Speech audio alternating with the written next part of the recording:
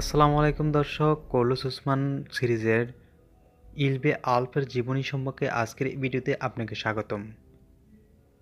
এই ভিডিওতে অনেক প্রশ্ন যা আপনার মনে ঘুরপাক খাচ্ছে তা আজ বিশ্লেষণ করা হবে। যেমন প্রশ্ন হবে, ইলবে আলফ সত্যিকারের ঐতিহাসিক চরিত্র নাকি কাল্পনিক চরিত্র? কেন ইলবে আলফ মঙ্গলদের মধ্যে বেড়ে ওঠে? সঙ্গরতেকিন বের সাথে তার সম্পর্ক কী ছিল?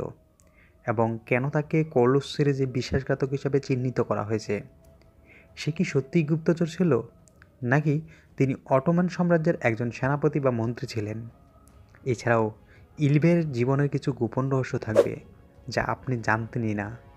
তাই ইলবের সম্পূর্ণ ইতিহাস জানতে ভিডিওটি শেষ পর্যন্ত দেখতে হবে এবং চ্যানেলটি সাবস্ক্রাইব করে পাশে থাকা বেল আইকনটি অন করে দেওয়ার অনুরোধ রইল। দর্শক, ইতিহাসের বইয়ে অনেক অটোমান সুলতান এবং তাদের মন্ত্রীদের নাম উল্লেখ করা হয়েছে, কিন্তু মাত্র কয়েকজনের নাম স্বর্ণাক্ষরে লেখা আছে যারা শক্তিশালী করেছে অটোমান সাম্রাজ্যের উত্থানকে। কোনো লোক ছাড়াই নিজেদের নাম গোপন রেখেছে। যাই হোক, রাষ্ট্রের উত্থান ও একই ব্যক্তিদের দ্বারা অর্জিত হয়েছে যারা তাদের জীবনকে এতটাই লুকিয়ে রেখেছিল যে ইতিহাসেও তাদের উল্লেখ করে না, কারণ তাদের আনুগত্য ছিল শুধুমাত্র রাষ্ট্রের প্রতি। তারা খ্যাতি চায়নি এবং তারা তাদের লক্ষ্য সফল হয়েছে। তবে কিছু গুপ্তচর ফাঁস হয়ে গেছে, এই কারণে ইতিহাস তাদের উপেক্ষা করতে পারেনি এবং তাদের সম্পর্কে অনেক বই লেখা হয়েছে। সঙ্গরতেকিন বের উদাহরণ আপনার সামনেই আছে।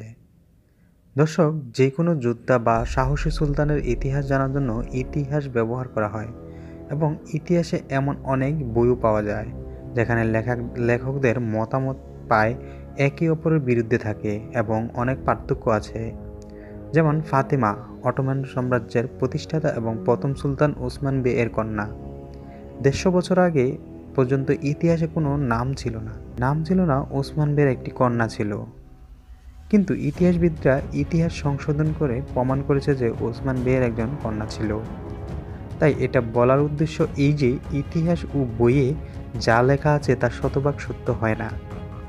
এই অটোমান সাম্রাজ্যের ইতিহাসে ইলবে নামে একজনই ছিলেন এবং তিনি বিশ্বাসঘাতক নয়, তিনি রাষ্ট্রের আনুগত্যের একজন ছিল এবং ওরহান বের শাসনামলে তিনি অনেক যুদ্ধ ও অভিযানে অংশ নেন। আসুন আমরা স্পষ্ট করি যে ইলবে আলফের ঐতিহাসিক ভূমিকা ছিল, গুপ্তচর ছিল না। কর্লুস সিরিজে তার ভূমিকার জন্য যদি তিনি ঐতিহাসিক চরিত্র হন তবে শীঘ্রই তার ভূমিকা ইতিবাচকভাবে দেখানো হবে। যাই হোক, যেহেতু সিরিজে তাকে সঙ্গরতেকিন বেয়ের নাতি হিসেবে দেখানোর চেষ্টা করছে, এখানে আমরা একটি কাল্পনিক চরিত্রের মুখোমুখি, কারণ এর আগে ঐতিহাসিক চরিত্রের নামে অনেক কাল্পনিক চরিত্রের প্রচলন হয়েছে।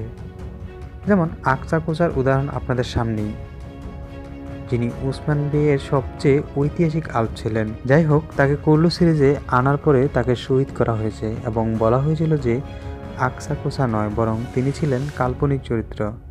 এতে যদি ইলবে আলফের এই চরিত্রটিকে বিশ্বাসঘাতক হিসাবে দেখানো না হয়, তাকে বিশ্বাসঘাতক হিসাবে দেখানো হবে এবং ওসমান বে কর্তৃক নিহত হবে, যা সাম্রাজ্যের জন্য অনেক ত্যাগ স্বীকার করা এবং একজন ঐতিহাসিক চরিত্রের প্রতি অবিচার হবে। দর্শকরা, আপনি যদি মনে করেন যে ইলবে আলফ বিশ্বাসঘাতক হিসাবে নয়, কর্লুস সিরিজে একজন নায়ক হিসেবে আবির্ভূত হয় বা দেখতে চান, তাহলে কমেন্ট বক্সে অবশ্যই আপনার মতামত জানাতে ভুলবেন না। আর অবশ্যই আমাদের সাথে সাবস্ক্রাইব করে পাশে থাকা বেল আইকনটি অন করে দিয়ে সবসময় আমাদের ভিডিওর সাথে থাকবেন। ধন্যবাদ সবাইকে।